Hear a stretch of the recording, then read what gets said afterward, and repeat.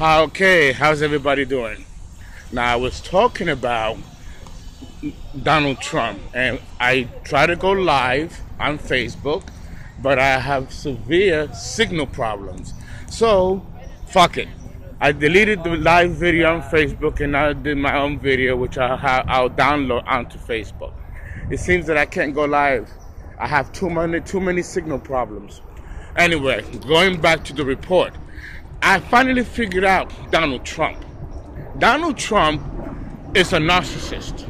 Yeah, you've heard the term before. I've heard the term before. But I don't think people realize what narcissism really means. People use that term very loosely.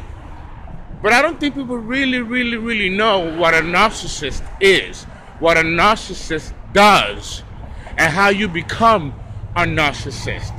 And if there is a cure for narcissism, you have individual narcissists, but you also have a family narcissist. And then you have what's called group or collective narcissism. The Roman Empire was a collective narcissistic empire, narcissistic society with a lot of narcissists like Octavius, Julius Caesar, Nero, Caligula, and a couple of.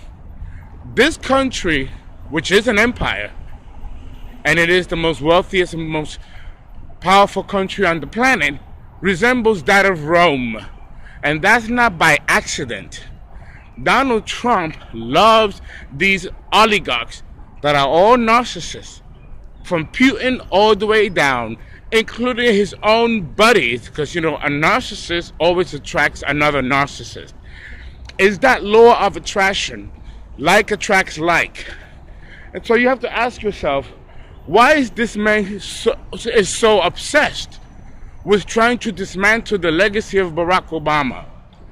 This man has given the term enmity a bigger meaning.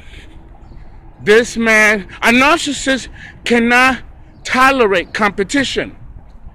And because this man did so good, Barack Obama, after what the other two Bushes have done, it's going to go down in history.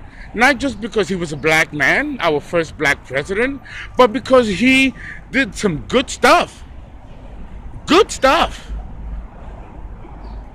So now you have a narcissist who is very incompetent, doesn't know what he's doing, and he wants to go down in history because, think about it, this man is a billionaire. And even if he's not a billionaire, this man has access. And what's the difference between being a billionaire and having world access? It's the same thing. When you have that kind of power and that kind of wealth, what's next? What's the big topper? I'll tell you, your memory. Your memory. Because then that will survive well after you're gone. And Donald, morning, I'm good. And Barack Obama is going to go down in history 300-400 years from now. Oh yes, that country, America, it was a world power back then, and it had its first black president. No one will ever forget Barack Obama in history for hundreds of years to come. This is what Donald Trump wants to be. This is what he wants to create, a legacy where he will be remembered. So how do you do it? By being the devil yourself, to cause such misery, such disbalance, that it will be an imprint, a shock doctrine onto the psyche of every American, perhaps the world. Like Hannibal or Mussolini. We still remember those cats. Julius Caesar, let's go back there. We still remember. We got buildings, monuments. My own brother's name, Abelino. His name is Julio Cesar Proudhon, Julius Caesar Proudhon. That name has survived thousands of years.